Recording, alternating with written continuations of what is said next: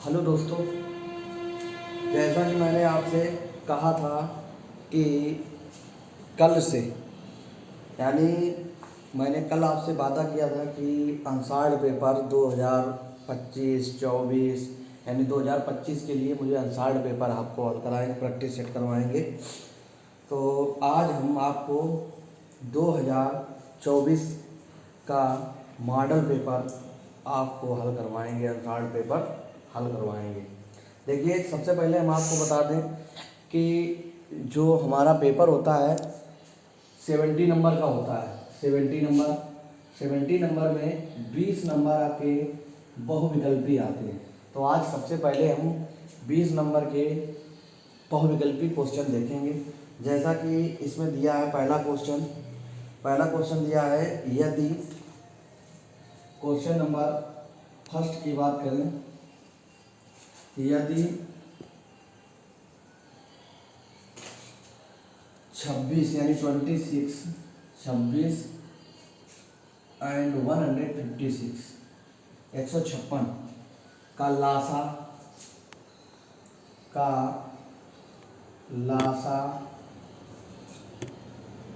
156 तो मासा का मान होगा। आपका ऑप्शन दिया है, इसमें पहला ऑप्शन दिया है 156, दूसरा ऑप्शन दिया है 26, तीसरा ऑप्शन दिया है सी नंबर दिया है 13 और डी नंबर दिया है 6। देखिए दोस्तों, सबसे पहले हम आपसे बात करेंगे कि लासा और मासा होता क्या है।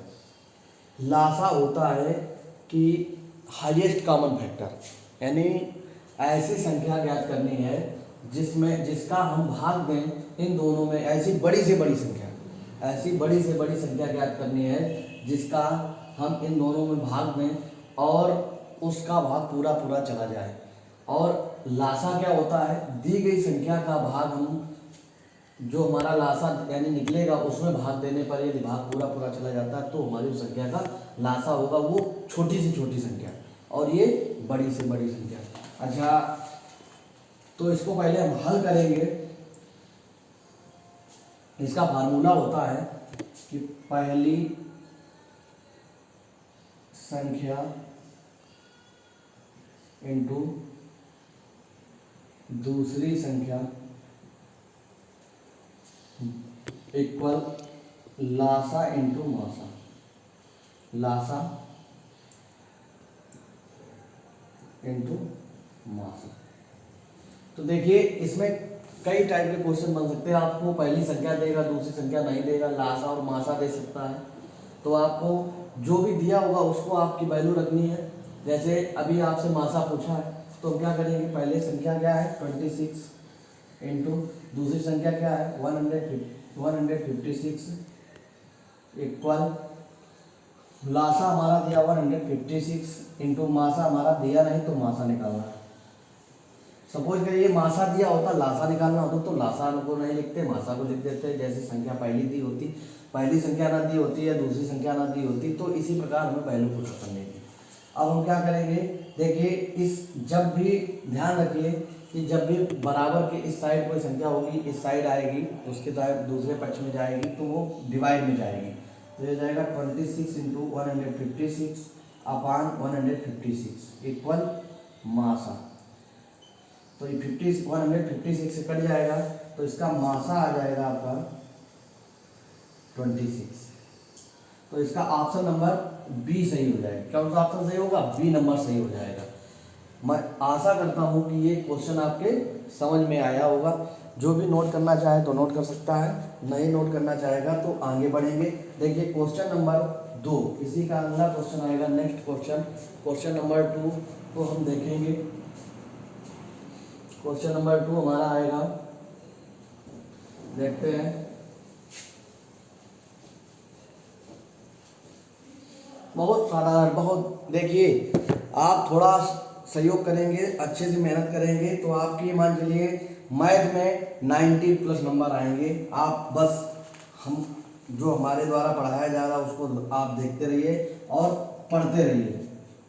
देखिए ये कह रहा निम्न में अपरिमेय संख्या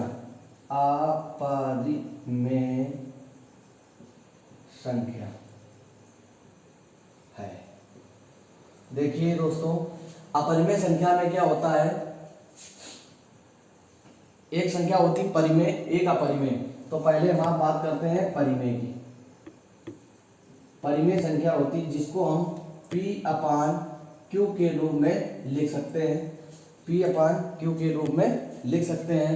और अपरिमेय संख्या को हम P/Q के रूप में नहीं लिख सकते हैं। तो इसका एक ऑप्शन दिया है √25 ए नंबर, बी नंबर ऑप्शन में दिया है इसका 5 माइनस √3 और सी नंबर दिया है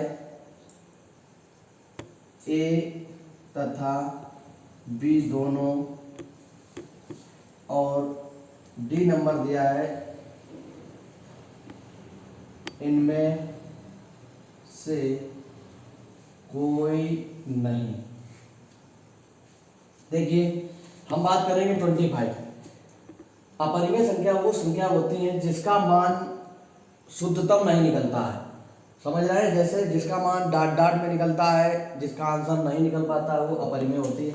अब जैसे 25 का मान निकल आएगा तो ये 25 का वर्गमूल होता है 20 √25 का होता है 5, ये परिमेय संख्या है। और आपकी √3 अपरिमेय संख्या है, इसलिए इसका ऑप्शन नंबर बी सही हो जाएगा, अपरिमेय संख्या।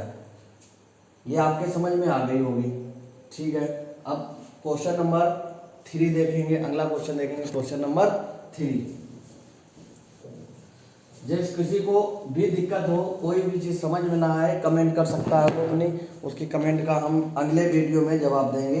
जो भी क्वेश्चन ना समझ में आए, ध्यान रखिए, जो भी क्वेश्चन, जो भी सवाल, जो भी फार्मूला समझ में ना आए वो आप कमेंट कर सकते हैं और हम उसका जवाब आपको अगले वीडियो में देंगे। x-2 और y+6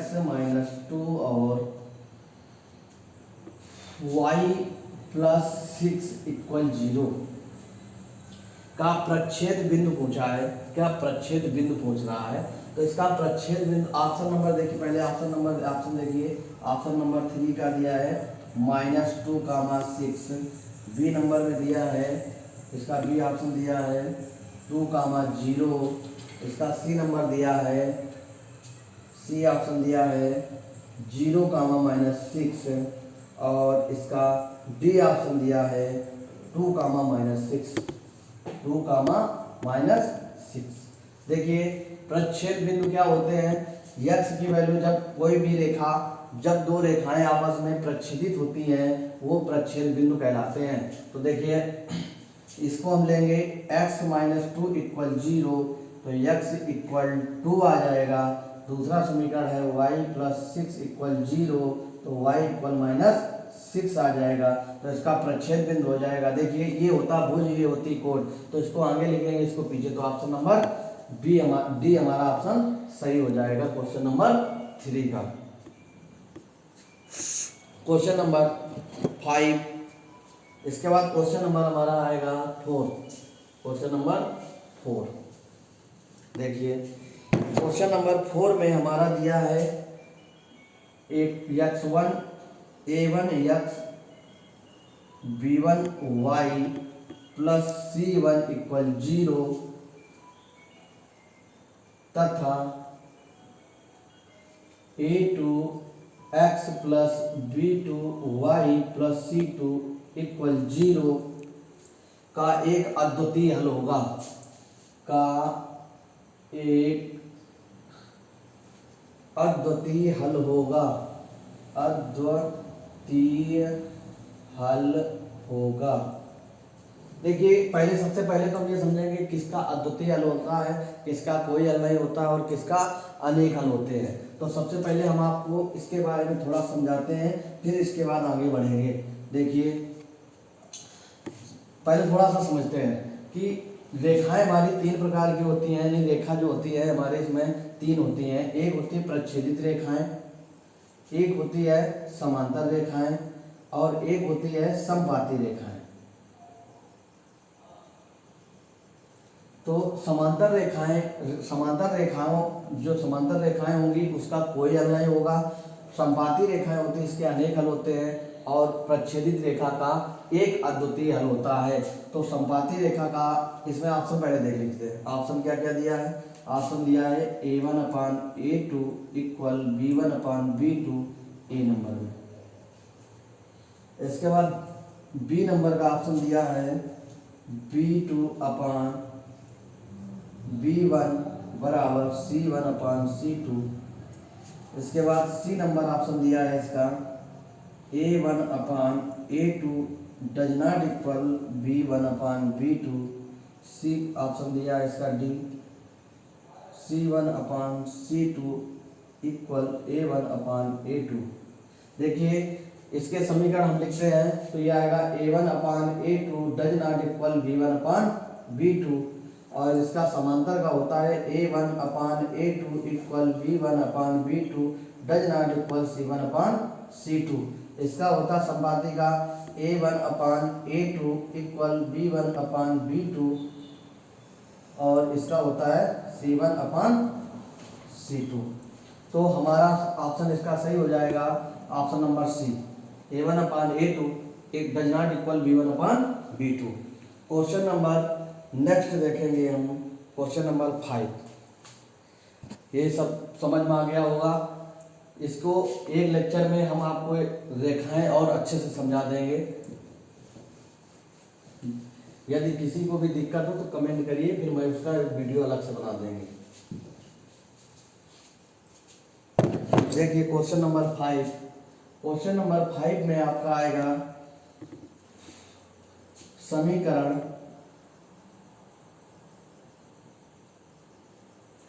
समीकरण 5x² माइनस 3x प्लस 2 के मूलों का योगफल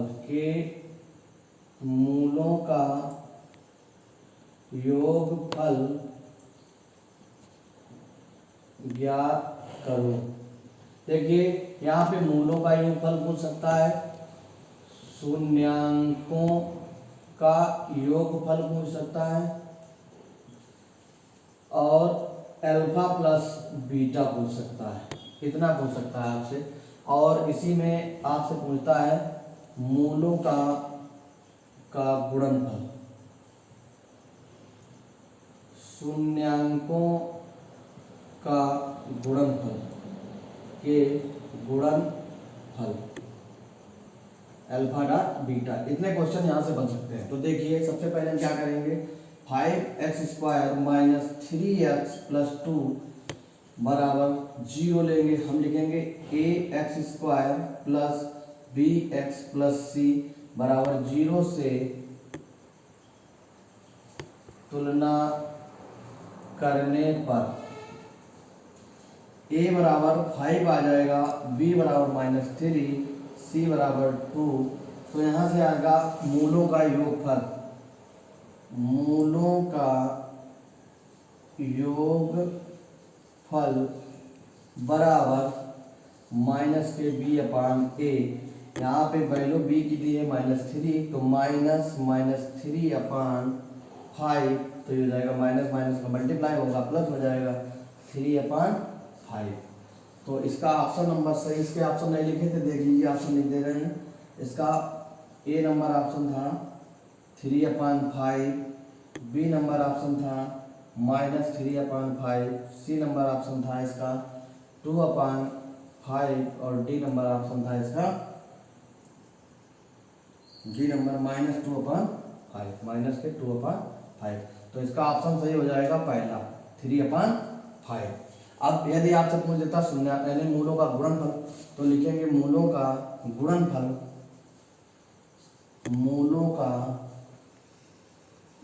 गुणनफल बराबर c/a। तो मूलों का गुणनफल c/a तो 2/5 आ जाएगा। यदि गुणनफल पूछता है, शून्यांकों का गुणनफल पूछता है या अल्फा डॉट बीटा पूछता है तो आप C/A लगाएंगे, मूलों का योगफल पूछता है तो B/A लगाएंगे। अब देखते हैं आगे क्वेश्चन नंबर 5। क्वेश्चन नंबर 5 हो गया। अब अगला क्वेश्चन करेंगे क्वेश्चन नंबर 6। देखिए जो भी बातचीत समझना है, जो भी बात समझना है आप हमसे कमेंट करिए हमें, और हम आपका कमेंट देखेंगे। अगले वीडियो में आपको हम उसका कुछ ना कुछ जो भी निराकरण होगा वो चीज़ हम आपको बता देंगे। और अच्छे से पढ़ाई करिए, अच्छे से पढ़ाई करिए। और आप हमारे सभी मैं कम से कम 10 से 15 आपके अनुसार पेपर मैथ के करवाएंगे, हिंदी की भी तैयारी करवाएंगे, SST की भी करवाएंगे, साइंस, मैथ, साइंस, इंग्लिश, सभी सब्जेक्टों की, यहाँ तक आर्ट के भी 20 क्वेश्चन जो आते हैं आपको वो भी हम करवाएंगे। आपको 20 क्वेश्चन वो भी मिलेंगे। देखिए क्वेश्चन नंबर 6 की बात करते हैं। यदि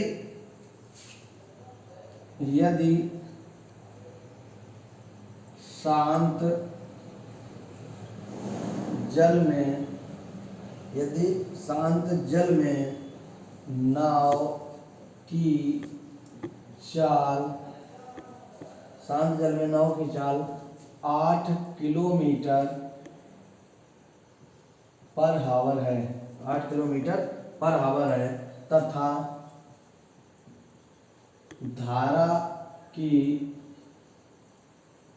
चाल 3 किलोमीटर पर हावर है, धारा की चाल 3 किलोमीटर पर हावर है, तब धारा के विपरीत दिशा में नाव की चाल, तब धारा के विपरीत नाव की चाल। देखिए सबसे पहले तो हम आपको समझते हैं कि क्या है इसमें। देखिए एक जैसे ये इसका पहले ऑप्शन देखते हैं। ऑप्शन देखिए, ए नंबर ऑप्शन दिया है आपका, ए नंबर ऑप्शन दिया है 11 किलोमीटर पर आवर, ठीक। इसके बाद बी नंबर दिया है 3 kilometre per hour. Question number C दिया है, इसको सीधे लिख सकते हैं, एक सेकेंड, किलोमीटर पर आवर, ये दिया है किलोमीटर पर आवर। और इसके बाद दिया है आपका सी नंबर 5 मीटर प्रति सेकंड, मीटर प्रति सेकंड। और इसके बाद दिया है D number 5 kilometre per hour. देखिए सबसे पहले तो हम समझेंगे जैसे शांत जल है, ये आपकी कोई जल है जिसमें एक ये नाव चल रही है, पहले समझा देते हैं। एक ये नाव चल रही है, तो शांत जल में जब ये चलती तो इसकी चाल जो होती है 8 किलोमीटर पर, ठीक। अब ये क्या कह रहा है, जब ये धारा की दिशा में, जब धारा इस साइड बहेगी तो धारा के विपरीत दिशा में ये क्या कर रहा है, धारा की चाल, अब ये धारा की चाल 3 किलोमीटर है, 3 किलोमीटर पर आवर, ठीक। और ये धारा के विपरीत दिशा में चलेगी। जब ये नाव इस साइड चलेगी और धारा इस साइड चलेगी तो इसमें विरोधाभास उत्पन्न होगा, विरोध उत्पन्न होगा। और क्या करेगा, नाव इसको 3 किलोमीटर प्रति घंटे की चाल से पीछे की ओर धक्का देगी और नाव आगे की ओर भगे, चाल इसको यानी धारा इसको पीछे की ओर धकेलेगी। तो जब विपरीत होता है, विपरीत आ जाए तो वहाँ माइनस कर दिया जाता है, यानी 8 - 3 = 5 किलोमीटर पर आवर। तो इसका ऑप्शन नंबर सही हो जाएगा आपका D number, option number D सही हो जाएगा, ठीक। को अब देखते हैं क्वेश्चन नंबर 7। क्वेश्चन नंबर 7, ये हमारा क्वेश्चन नंबर 6 था। क्वेश्चन नंबर 7 देखेंगे। क्वेश्चन नंबर 7 में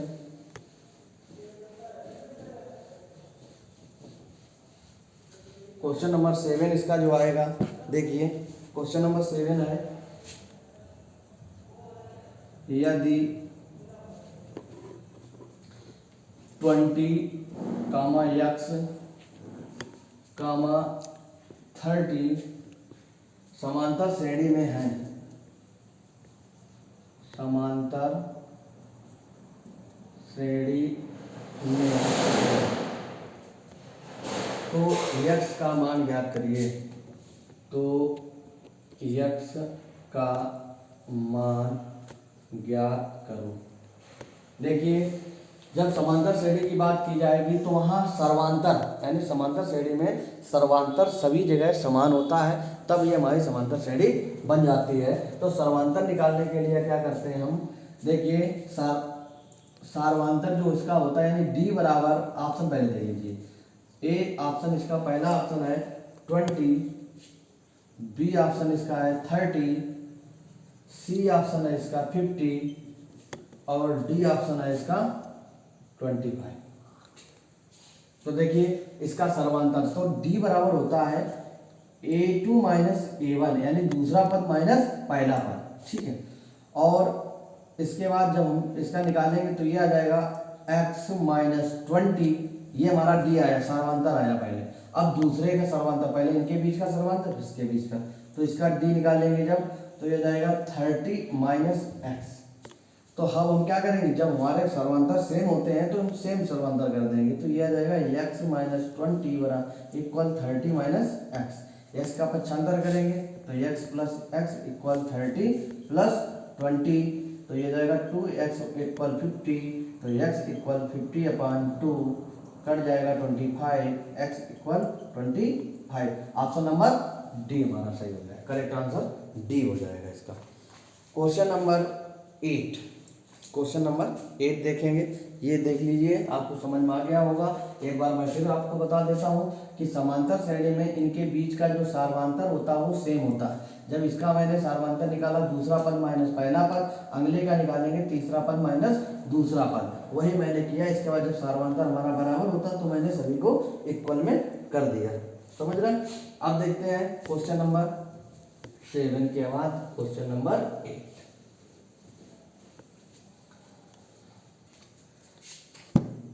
दो बिंदु, देखिए क्वेश्चन नंबर 8 की बात करेंगे। दो बिंदुओं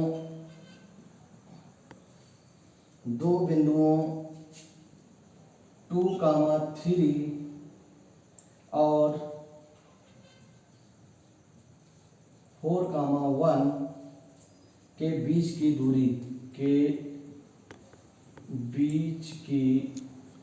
दूरी ज्ञात करो। तो देखिए, जब दो बिंदु दिए होते हैं तो दो बिंदुओं के बीच की दूरी का फार्मूला होता है। पहले ऑप्शन देख लीजिए, ऑप्शन नंबर 8 का ए का यानी पहला 2, बी ऑप्शन 2√3, सी ऑप्शन 2√2 और डी ऑप्शन 3। तो देखिए इसको हम जब हल करेंगे तो हम बिंदु लेंगे 2,3 और ये हो जाएगा 4,1, ये होगा x1 y1 x2 y2। अब हम फार्मूला लगाएंगे, दो बिंदुओं के बीच की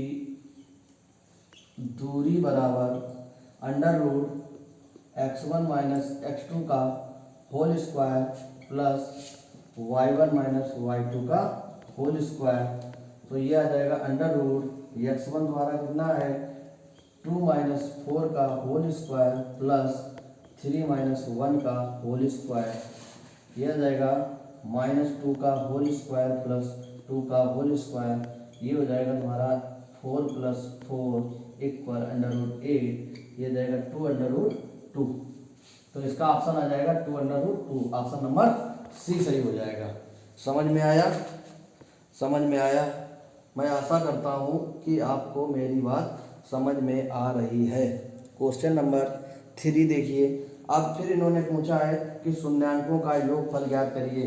अभी आपको मैंने क्वेश्चन नंबर 5 में मूलों का योगफल बताया था, अब इन्होंने शून्यांकों का योगफल पूछ दिया 9 नंबर में, तो भी उसी प्रकार लगेगा। शून्यांकों का योगफल अल्फा प्लस बीटा, वही शून्यांकों का योगफल, मूलों का योगफल। देखिए, चाहे उसको शून्यांक कह दीजिए चाहे मूल कह दीजिए, दोनों बात बराबर है।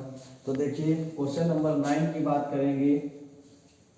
क्वेश्चन नंबर 9 में बहुपद दिया है, बहुपद 3x² + 5x - 2 के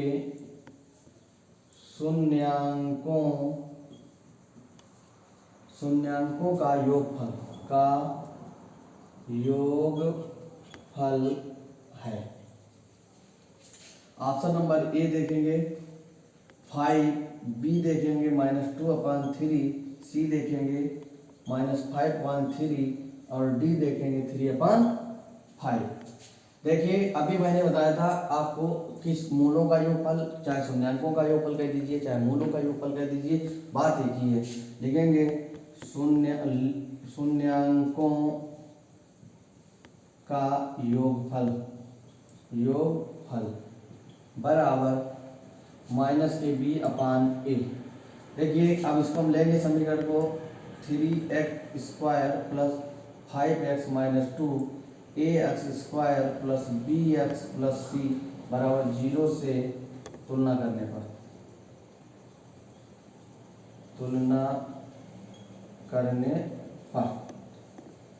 a = 3, b = 5, c = -2, तो यहाँ से आपका आ जाएगा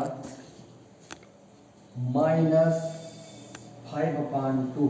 ऑप्शन नंबर आपका हो जाएगा, इसमें कौन सा सही, नहीं माइक्रोफोन गलत हो गया, बी है -5/3, 5/3 ऑप्शन नंबर सी सही हो जाएगा आपका। और आज का लास्ट क्वेश्चन नंबर 10। आज हम लोग 10 क्वेश्चन करेंगे, अगले कल क्वेश्चन जो 10 रह जाएंगे वो अगले दिन करेंगे। ज़्यादा बड़ा वीडियो नहीं बनाएंगे, छोटे छोटे वीडियो बनाएंगे जिससे आपको पढ़ने में दिक्कत ना हो और हमें भी पढ़ाने में दिक्कत ना हो। क्वेश्चन नंबर 10, ये लास्ट आज के सेशन का लास्ट क्वेश्चन। देखिए बिंदु 4,0 और 4,0 -4,0 और 4,0 और 0,3 के शीर्ष दिए हैं, तो इसमें बताना है समकोण त्रिभुज होगा, समबाहु त्रिभुज होगा, समद्विबाहु त्रिभुज होगा, कौन सा। तो पहला ऑप्शन दिया है इन्होंने समकोण त्रिभुज।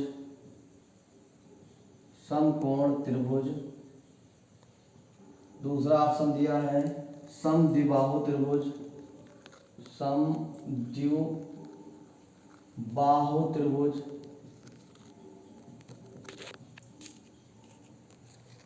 ऑप्शन नंबर थर्ड में दिया है, ऑप्शन नंबर थर्ड दिया है समबाहु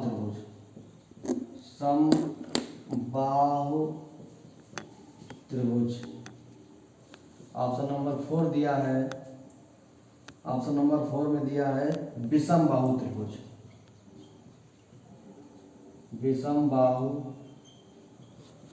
त्रिभुज।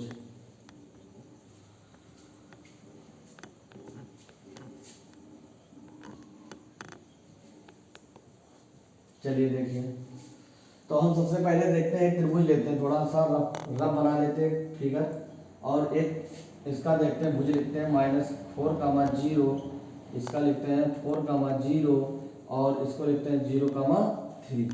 तो हम पहले देखेंगे इन ABC, ठीक।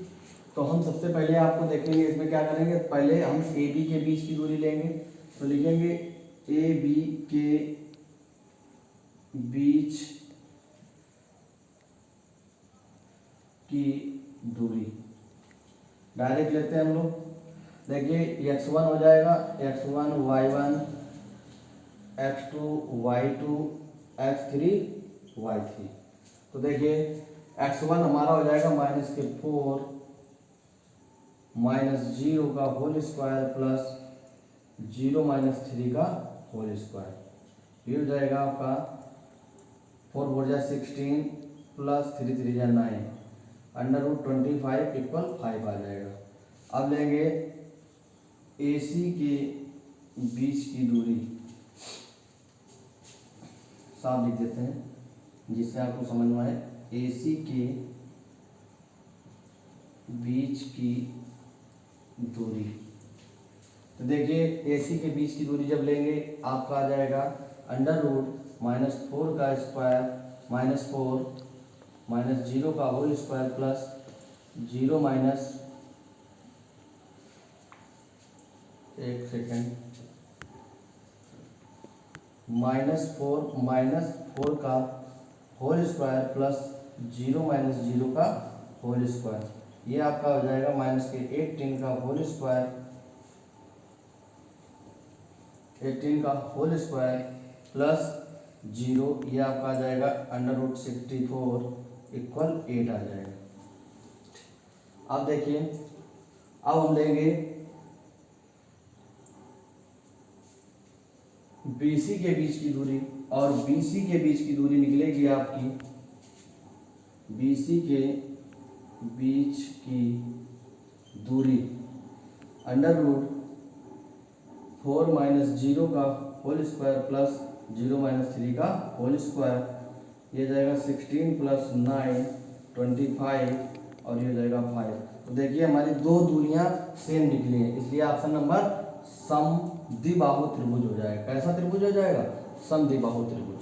थैंक यू, आज के लिए इतना ही, कल मिलेंगे फिर आपको, और शुभ संध्या, सभी खुशी रहें, सभी मस्त रहें। Thank you.